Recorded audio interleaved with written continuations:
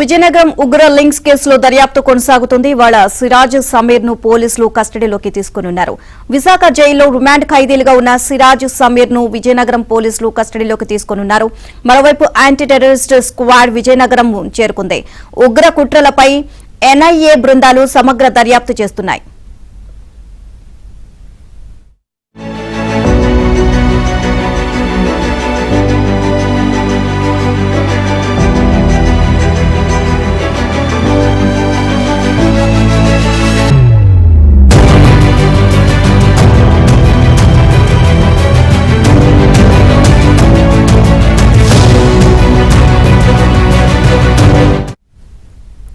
Overall ఇదే అంశానికి సంబంధించి మరిన్ని అప్డేట్స్ మా కరెస్పాండెంట్ శ్రీనివాస్ నాడి తెలుసుకుందాం. శ్రీనివాస్, ఉగ్ర కుట్ర కేసుకు సంబంధించి సమీర్ అలాగే ఇద్దరిని కూడా అదుపులోకి తీసుకుని వారిని విచారించనున్నట్లుగా తెలుస్తోంది. సో ఓవరాల్ గా అంటే ఈ విచారణలో ఏమైనా బలమైన విషయాలు తెలిసే అవకాశం కనిపిస్తుందా?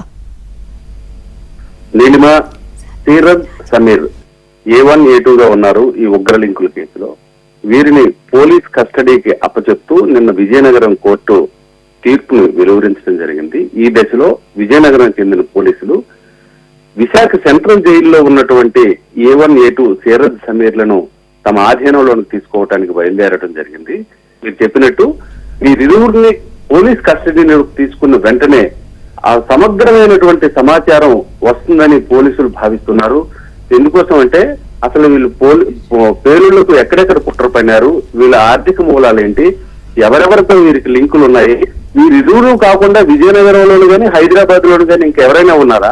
ఇప్పటికే కర్ణాటక మహారాష్ట్రలో ఉన్నటువంటి వారు వీళ్ళు సిగ్నల్ యాప్ ద్వారా ఏ విధమైన నెట్వర్క్ ఏర్పాటు చేసుకున్నారు అనేటటువంటి ప్రాథమిక సమాచారం ఎన్ఐఏ దగ్గర, విజయనగరం అదేవిధంగా తెలంగాణ నిఘా వర్గాల దగ్గర పూర్తి సమాచారం ఉన్నప్పటికీ మరింత సమాచారం రాబెట్టవలసి ఉందనేటటువంటి విషయం పైన పోలీసులు కోర్టులో పిటిషన్ వేశారు. పిటిషన్ పరిశీలించిన తర్వాత కోర్టుకున్న సంశయాలు సందేహాలను కూడా పోలీసుల ద్వారా నివృత్తి చేసుకోవాలని తొలుత వేసినటువంటి పిటిషన్ ని రిటర్న్ చేశారు.